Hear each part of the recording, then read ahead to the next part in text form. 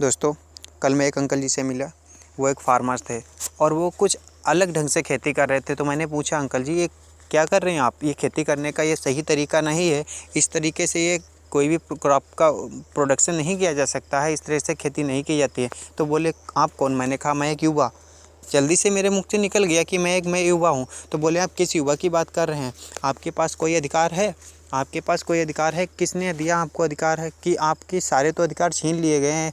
कि योगी सरकार ने आपको अधिकार दिया कि आप लोग जो पढ़ाई करते हैं, वो जो जिस विभाग में आप लोग अपनी नौकरी के लिए अपील करते हैं, जिस विभाग में काम करना चाहते हैं, नौकरी करना चाहते हैं, कि उस विभाग ने आप लोगों को अधिकार दे दिया है। जिससे आप युवा की बात कर रहे हैं। किस युवा की बात कर रहे हैं?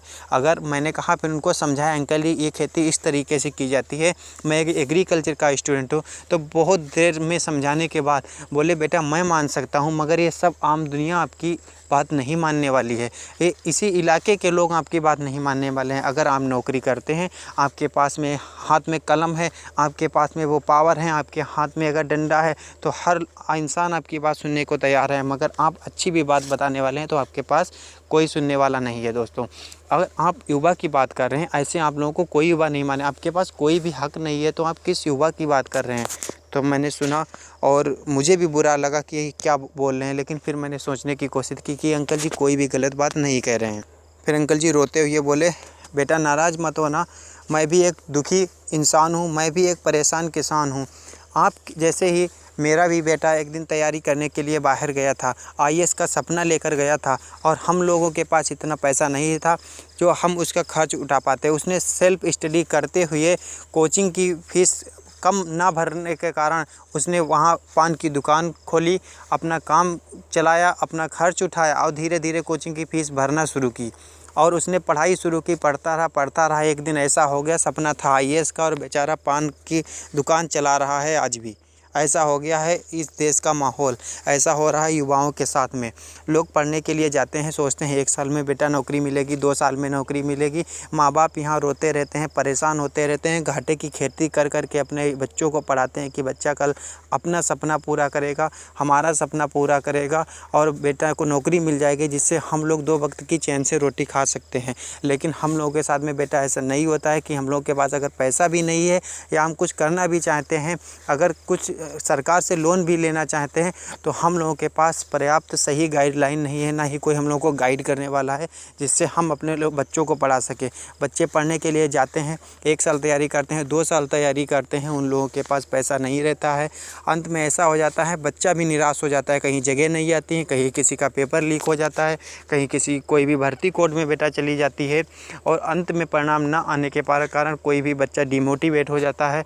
कोई जहाँ से शुरू होकर बच्चा घर से निकल के खेती में काम करके तैयारी करने के लिए गया था और वहीं पे आकर रुक जाता है। ऐसा है हमारे देश का माहौल, ऐसा है एक युवा का माहौल। और उन बच्चे के सपने तो टूटते हैं और माँ बाप के सपने टूटते हैं, और अंत में वही बच्चा कहीं चोर डाकू बनता है, कहीं कुछ भी बनता है। और ये है हमारे देश के युवा की हालत।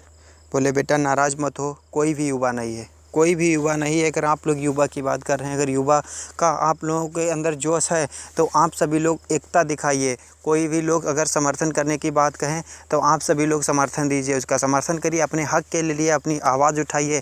आप लोगों ने जो मेहनत की है, पढ़ाई की है, आप लोगों ने पैसा लगाया, आपका हक़ बनता है कि आप लोग अपने हक़ के लिए लड़ें, अपना रिजल्ट की मांग करें, अपनी नौकरी की मांग करें और उसे हासिल करें, जिससे आप लोग अपने सपने के अलावा अपने माँ बाप के भी सपनों को पूरा कर सकें। तब हम मानेंगे कि हाँ युवा हैं आप। अगर ऐसा आप नहीं कर पा रहे हैं तो मुझे नहीं लगता आप युवा हैं, ना ही कोई और युवा है। और हम रहे फार्मर्स की बात, अगर हम लोग किसान हैं तो हम लोग भी किसान हैं, घाटे की खेती करने वाले किसान हैं हम लोग।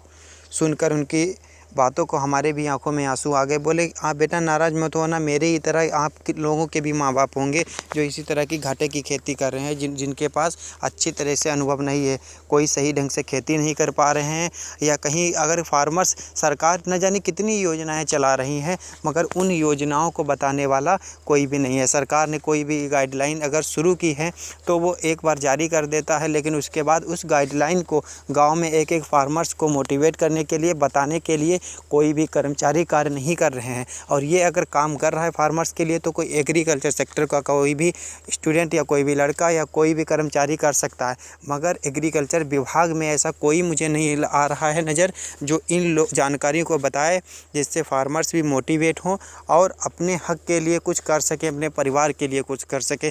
ऐसा नहीं हो पा रहा है, जिससे न केवल फार्मर ही परेशान है बल्कि युवा पीढ़ी भी उससे परेशान है।